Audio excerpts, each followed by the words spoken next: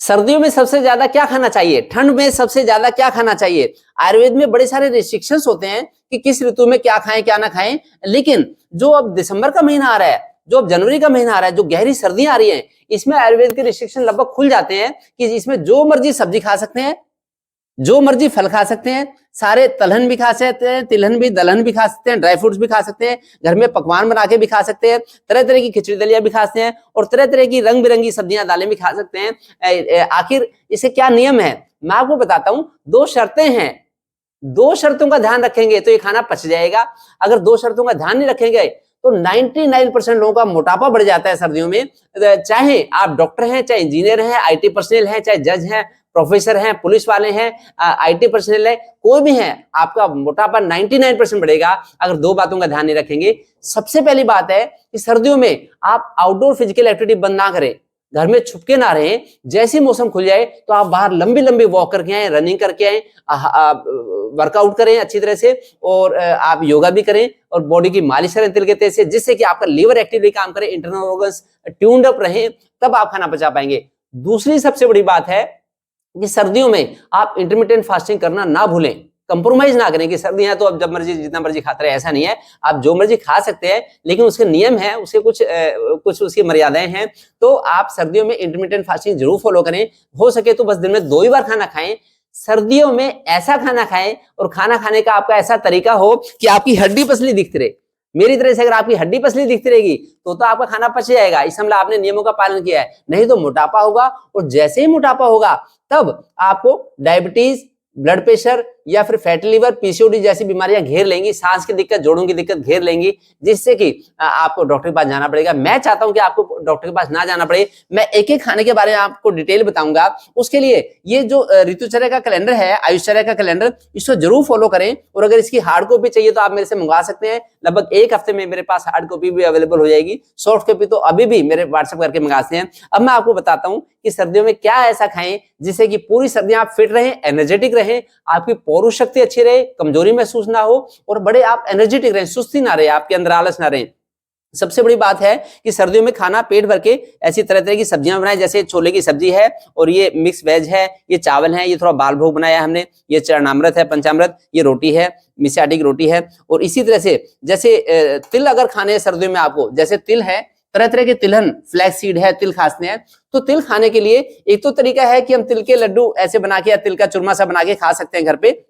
जो भी अगर आपको कोई स्वीट्स बना के खानी है तो केवल ताजी बना के उसी दिन की उस दिन खाए, बना के लड्डू घर में ना रखें, किसी भी तरह के लड्डू बना के घर में ना रखें। थोड़ा सा आपने 1 कटोरी बना लिया तो आप 2 लोग मिलके खा लेंगे तो अच्छा रहेगा। बना के ना रखें, बासी चीज बिल्कुल ना खाएं, वो जम जाएगी।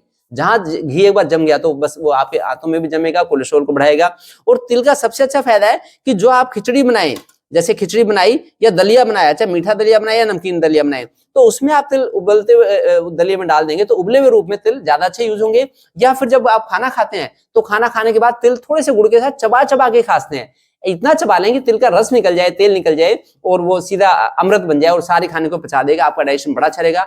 बाजार से लेके गज्जक रेवड़ी ना खाएं। जो आप जंक फूड खाएंगे, जो बासी जंक फूड है, ये सारा अंदर जम जाता है, ये सारा आपको बीमारी के कगार पे ले आता है। ये सब डेड फूड होता है जो जाके डेड टिश्यू बनता है। इसी से फिर कोलेस्ट्रॉल, यूरिक एसिड, यूरिया और तरह तरह के टॉक्सिन्स बॉडी में इकट्ठे होते हैं, जिनकी भरपाई फिर आगे दवाइयों से भी नहीं हो पाती। ये करें। बाकी खिचड़ी दलिया अच्छी तरह से खाएं। मैं तो शाम के खाने में बिना नमक का, बिना मीठे का, बड़ी सारी सब्जियां डाल के ऐसे दलिया लेता हूं जो लगभग लिक्विड फॉर्म में होता है।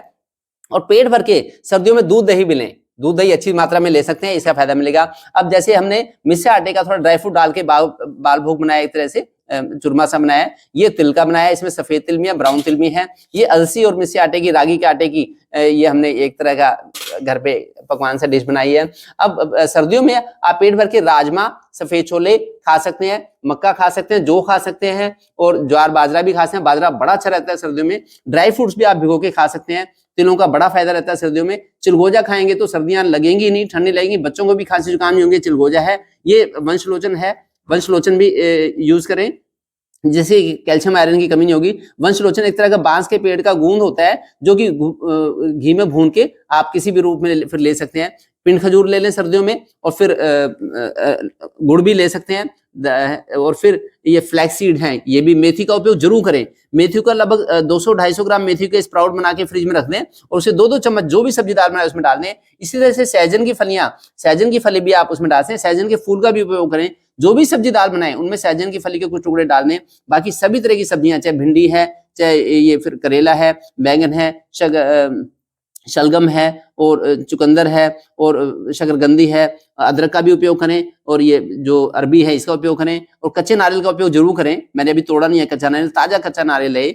और ये ऐसी ही चप्पन कद्दू है, गाजर है, मटर है, ये सारी सब्जियां खाएं। और सब्जियों में ये फल सर्दियों में बड़े अच्छे हैं, जैसे ये रामफल है, बड़ा अच्छा फल है, शरीफा है, अनार है, और अंगूर है, केला है, सेबें खाएं। और तरह तरह के साग, जैसे कि पालक का साग, फिर ये सरसों का साग, बथुए का साग, मूली खाएं। दुनिया का सबसे अच्छा साग है बथुए का साग, जो कि आसानी से पच जाता है। और बाकी जो सरसों का साग है, अगर आप बड़ी मेहनत करते हैं तो खाएं, नहीं तो थोड़ी सी एसिडिटी हो सकती है, तो ये ध्यान रखें। पालक अगर ज्यादा खाएंगे तो कई बार पथरी की शिकायत हो जाती है। तो सभी चीजें मर्यादा में खाएं, लेकिन सब कुछ खा सकते हैं।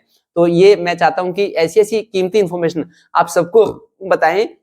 हमारे तो शास्त्रों में आया है, हितहारा मितहारा अल्पहारा से ये नरात नतान वैद्यास चिकित्सन्ति आत्मनस्ते चिकित्सा। अगर आप सोच समझ के खाना खाएंगे, ऋतुओं के अनुसार खाना खाएंगे, तो जैसे मैं और मेरा पूरा परिवार, हम लोग हमेशा फिट रहते हैं, आप भी हमेशा फिट रहेंगे। डॉक्टर के पास जाना नहीं पड़ेगा। एलोपैथी, आयुर्वेद, नेचुरोपैथी, किसी भी पनिशमेंट की जरूरत नहीं पड़ेगी। तो मैं चाहता हूं कि ऐसे ऐसे कीमती इंफॉर्मेशन आप सब लोगों को शेयर करें, कि जिससे कि सब इसका फायदा उठाएं। Thank you.